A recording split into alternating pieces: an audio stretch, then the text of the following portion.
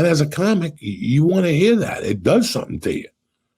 Like they were like, we wouldn't have come to California. We weren't going to come by the Comedy Store, and we were going to go catch, Sarah Silverman at Largo. That's big. They're coming out there to support, So there was a time, the last 2 years of the store, I say that the Comedy Store was like Conor McGregor. When Conor McGregor goes to Vegas, everybody jumps up and down. Everybody gets $1 in their pocket. He generates that much income. There was a time, man, with the store, like people were going to the Japanese place to eat next door, which is, $200 a plate in there. You ain't going in there fucking with no coupon. There ain't no happy hour. Whatever the fucking name it is, Tanaka, whatever. I forget what it was. I mean, right next to the store, right? Right next to the store. You don't even know it's a sushi restaurant. It's fucking, there's not a sign, there's nothing. You walk up this, it's like you're walking into somebody's house. And then the house is the fucking sushi restaurant. Shit, I never went in there. It looks like a castle almost. Yeah. So in 23 years, I was there twice. And it was with my brother because he was picking up the check. I don't know nothing about that. They wanted $15 for just one steak on a stick. Fuck that. Just one, but it was the best fucking Japanese steak you ever had in your life.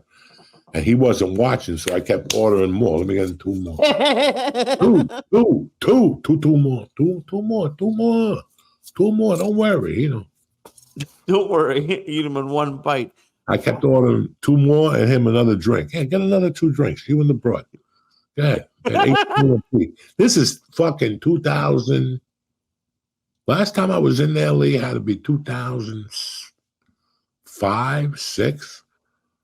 Wow. And sometimes if you were pulling up to the store, you could see people sneaking up there. It was well hidden. Fucking forgot the name, but Tanaka, one of those fucking names. Katana. Maybe, yeah. I walked by it a million times. Katana. I never went there. That's fucking. Are you? Because you're not. I know you're not a cheap person, but there was someone at the show last night who was going to change their plane ticket for like $600, and I was like, I would never. There's not a situation that I would spend $600 to like get a couple more hours of sleep. Are you past that, or like would you spend like the money on like fancy? So you don't seem like a fancy sushi or like a club, like anything like that sort of person. Listen, we all want to be fucking hunky dory, right? Right. And I've said this before that I was left in a different situation with most people. I was left in a situation where my mother didn't leave a will.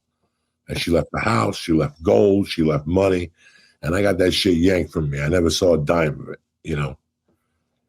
When I spend money now, I think about my daughter. This ain't my money. This is her money. Who the fuck am I to go get an $82 piece of sushi because I think I'm Johnny Bananas? Are you with me? Like, I love lots of tails. I love fucking a good steak, I love all these things, but at what point, really? I'm going to push my flight back to save $600? What if you get to the airport and that flight you were on got delayed for 8 hours and you just dropped $600 on the earlier flight? It's listen, if you have that type of money, God bless you. I know if I had that type of money, I wouldn't be on a commercial flight, motherfucker. You know what I'm saying? I'd be hitching on a flight with fucking Guns N' Roses or something like that. Fuck it. You know what I'm saying? So you just switching $600. What was he staying for? No. He was leaving. Like he just didn't want to wake up for the 5 a.m. flight. There was like an 8 a.m. flight, and I was like, I tried to talk him out of it because the Jew and me, like with Josh and Jacob, they smoke. And for months ago, Jacob was like, "Oh, let's just smoke in the rental car. We'll pay the." And I can't the $500 fee to smoke in a car. I would never. Like smoke in a room, so I can't do that. I'm so fucking cheap. No, I don't smoke in my hotel room. You've never done that? I'll smoke if they have a balcony. I'll smoke the balcony. I don't care what kind of glass you got. A little bit always sneaks in. Yeah. So a little bit, you have to sit out there for a couple minutes and let it air out of your clothes and air out of everything, and then go inside. But you know how many times I smoked a fucking bazooka on my balcony? My daughter's in the pool right there in Laguna Beach. My wife's in there with the neighbors, and I'm on the back, and I turn around, the fucking door's open this much. Oof. My wife comes up and they goes, this room smells like fucking reefer. The worst thing, listen, I never stole a car in my life, and I'll tell you why. Right. Because when you get pulled over, you got to know where to go. You're in the Right. car. You got the evidence on you, you fucking dummy. And number two, if you smoke in a hotel room, again, cops knock on your door. You got to know where to go. What, are you going to jump off the fucking balcony? If the security comes up to your room and says, Mr. Syatt, we've been smelling weed. We got a couple complaints. And there you are with a joint in your room. So, listen, you've been in hotels with me. What's the rule? We check in. We go upstairs. And the time it takes me to pee, call my wife and roll a joint. I come right back downstairs. Do we not? Right. Always. Always. And we go smoke a joint and see what the fuck's going on. I would never tell you to come to my room and smoke a joint. Not even when I did Vegas and I had the big room upstairs. We didn't smoke in that room. Never. Privileges, bro, when you're a comic, privileges are privileges. And in life, privileges are privileges. I love smoking weed. But you'll never see me driving smoking a fucking joint. No. Very seldom. We used to go to the ice house and smoke a joint outside the ice house. But you could name in 10 years, how many times are we driving down the 101 acting like Cheech and Chong? Did we have 2,000 milligrams in us? Yes, we did. Yeah. That's a completely different story. Nobody asked.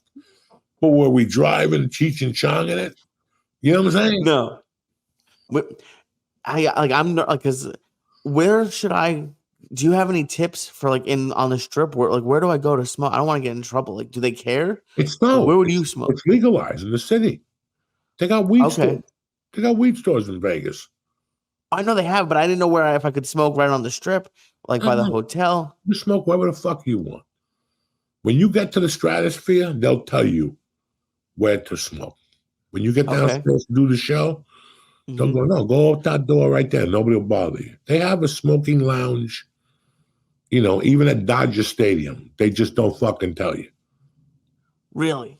Yeah, you can smoke dope at Dine. You got to walk 18 miles past the Mexicans out there with the Yakuza or something, with Ichiro Suzuki's people, whatever the fucking guy is that got caught for gambling. Hold on, we'll talk about that. Huh? Go ahead. Shoni Itani. Yeah. Right? That's my boy. But now with this gambling thing, hold on 1 second while we talk to you savages about better.